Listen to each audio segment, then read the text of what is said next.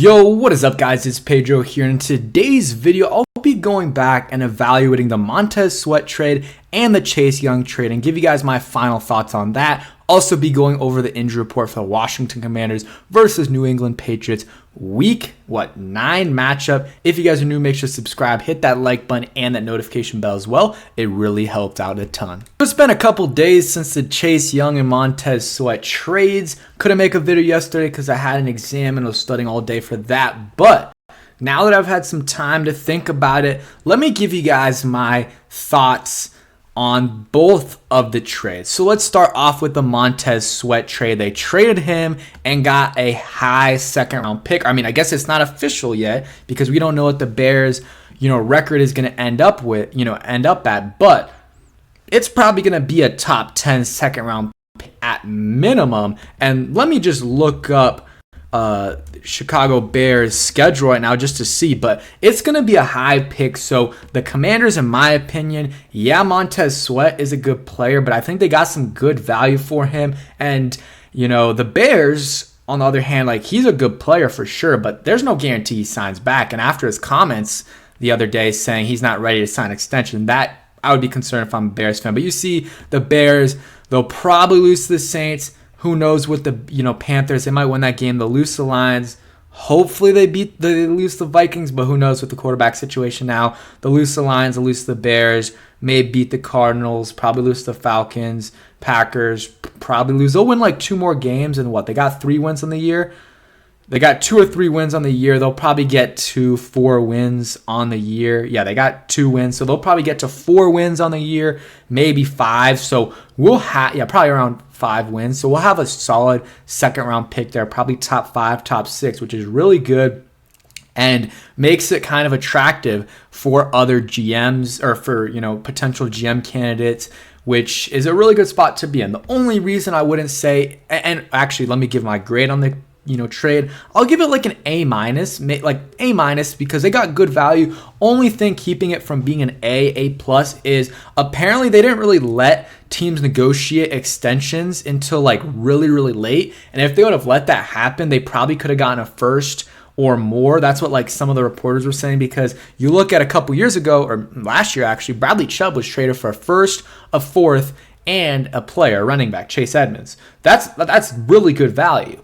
And because they got him to he agreed to an extension once he signed there. So if they were able to do that with another team, I think they could have gotten maybe a little bit more if they did that earlier, because apparently the Falcons had an extension worked out with Montez, but that was at the end. So maybe they could have gotten a little bit more value, but I think it's good for a guy that you probably weren't going to be able to keep, and he probably wanted to go back home to Atlanta. So A- for that trade. It's sad to see Montez Sweat go.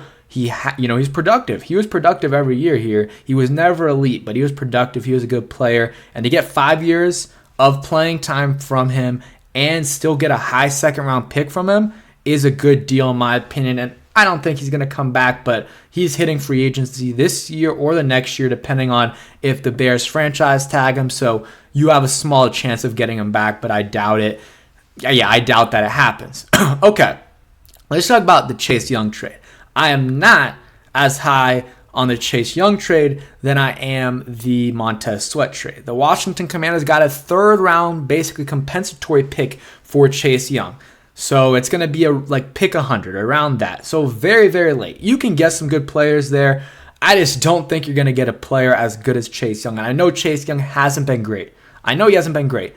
But he has some injury issues, which I didn't see how much that. I didn't think it was going to be that much of an effect on his trade value. The injuries, I guess teams obviously have more information than I do, but this guy has 5 sacks this year. He is top 5 in the NFL in pressures. He's having a good year. He's been our best defensive lineman this year. I really think he has. And you're trading him for a third round compensatory pick. And yes, I know it's not guaranteed you're getting a third round comp back for him, but I think what you would, the best case scenario, I mean, there's multiple good scenarios that could have happened, but let's say you keep him, you didn't get a great offer, you let him play out, he has a good rest of the season, maybe he ends off with 10.5 sacks, still top 10 maybe in pressures, and stays healthy. After that, you can either extend him or you can franchise tag him and trade him. And in that scenario, his value would be more than it is now. And, or you could franchise tag him and keep him and trade him at the next deadline, or just keep him in general. And yeah, I mean, it is what it is. His value wasn't high because of a multitude of reasons, because of injuries, because of inconsistent play. But I just think giving him up for that is not worth it when there's a lot of potential there. And the potential hasn't been realized. I totally understand that. But I also would like my, next GM to make that decision instead of like this front office / Josh Harris, who, I mean, I like Josh Harris. I think he's going to be, a good owner, but he doesn't have all that information to make that decision. I think it would be better for that next, GM to make that decision. And, if he wants to extend him or franchise tag him. And I know some people are going to be like, well, he probably wasn't going to want to come back, so you're getting something for him. We don't know that, guys. We don't know if he was going to come back or not because, yeah, I don't think he messes with Rivera. And maybe he doesn't mess with his front office. But we're probably going to have a new front office and a new head coaching staff. If that happens, it's a clean slate. He could have good relationships with them depending on who it is. And all things could be resolved. But apparently they really wanted to get rid of him. They would have, dealt him for less than what they got. I just think they could have used a little bit more leverage, saying they don't need to deal him. They can franchise tag him. And also, like the 49ers, if Chase Young leaves in free agency, they will get a 3rd round compensatory pick because they're not going to have a lot of money to sign these guys for. So they gave up a 3rd round compensatory pick, and they're going to get one back because that's a smart organization making another smart move. And I hope whoever our next GM is, maybe it'll be Adam Peters, who's in their front office, that's one of my top candidates.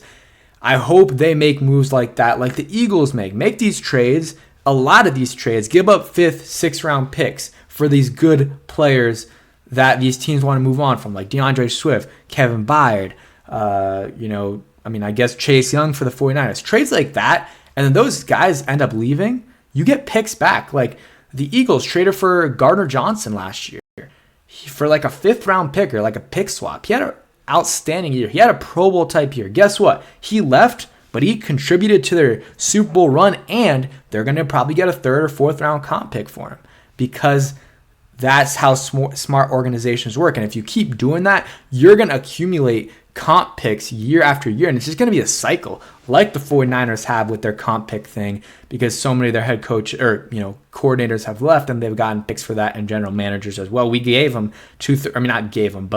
because we hired Martin Mayhew, they got 2 3rd round picks. That's just the rule. And yeah, so my Chase Young grade, I might not give it an F. I'll give it like a D, just because they got a little bit back for him, and there's a chance, let's say he has a bad year the rest of the season and maybe he gets hurt. Hopefully it doesn't happen, knock on wood. But if that happened, maybe, you lose him and you don't get anything, and, that would be the ultimate worst case scenario, and you spend some money in free agency and that comp pick, washes out. So that's the only reason I don't give it an F. I really don't like the move, honestly. I know some people do, but that's kind of my take on the situation. So like A-, B+ for Montez Sweat, and then just because they could have started negotiating earlier, and then Chase Young probably like a D-.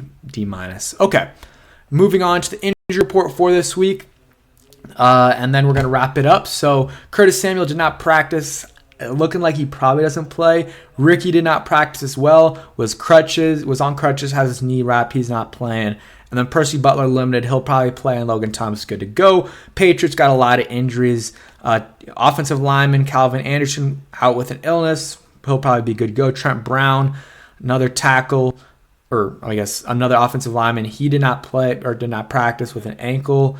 They had another D lineman out. Devontae Parker with a concussion. It's going to be hard for him to play. Christian Barmore, one of their best players. He's limited with a knee injury. Also, Matthew Judon and Christian Gonzalez, 2 of their best players, are out for a while. I know Gonzalez out for the year. And they got a lot of other guys out. So they're dealing with a lot of injuries. We'll see who ends up playing and who ends up not playing. But that's kind of the situation there for the New England Patriots. So that's it for today's video. Hope you guys did enjoy. If you did, hit that like button, subscribe as well, And yeah, hit that notification bell so you never miss a video. Peace, guys.